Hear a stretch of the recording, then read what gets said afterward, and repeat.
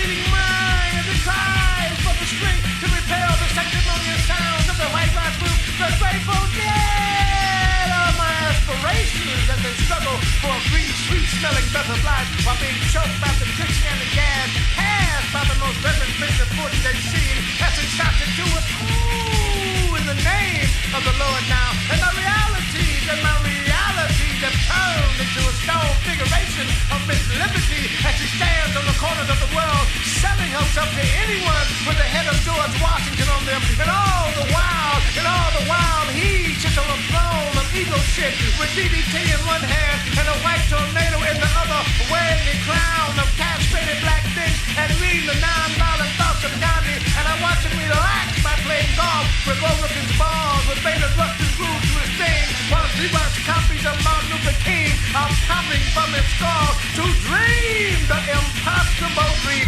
Knock, knock, who's there? It's Rap Brown, and if you don't know what about strike a light and burn your house down. And I see Malcolm's spirit, his eyes burning red, black, and green flames and crying tears of Thunderbird wine that seems to touch my lips and make me become thirsty for a taste of freedom. Freedom by any means necessary. It's necessary to have freedom by any means necessary. And I'm beginning to hate with love and love with hate. This is madness. This is madness. This is madness.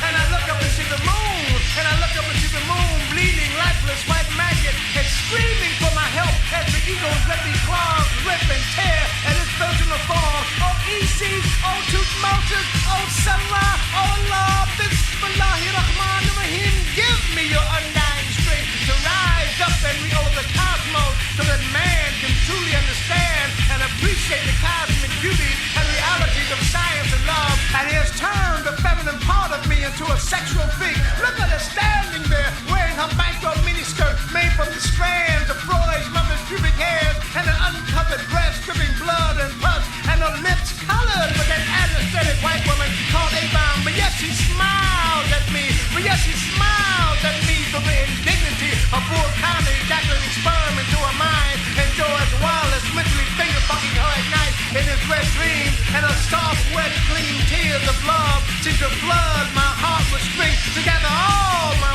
manhood from my lower head and to put it back into my upper head. And I hear my mother's voice, and I hear my mother's voice rustling in the wind, reminding me of the many times he tried to rape her of her blackness, but she, with the strength of a panther, the swiftness of a cheetah, and the cunning of a lioness, would not be caged up with the other lies that kept me from being totally free. And when she came home at night, I could smell the musty closeness of his body and see his translucent fingerprints on a tired, really physical structure, depressed from warding off his beastly attacks. But she would smile, the smile of 1,000 black orchids at me, not realizing all the while that the anger of 100 lions was residing in my soul. And during all this time, my father was somewhere drowning his mutant plastic-minded self in a bottle of cheap wine and letting that spiritual catalyst, John Coltrane, pay celestial homage to that white god who was riding his mane.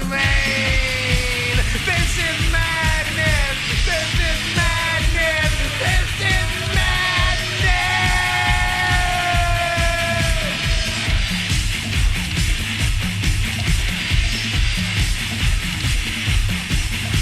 And down the boss, how can you be supreme and sing songs of black love when your mouth is ever running with the sperm of trigger? And when you're inside, when he's going to commit suicide, when he finds out that Nat Turner made love to his great-great-grandmother, and he has taken our most violent and militant leaders and stuck lollipops up their ass to pacify their black parts, and he is beginning to assume that all of us were born under the sign tallest of bull, because all we do is bullshit. This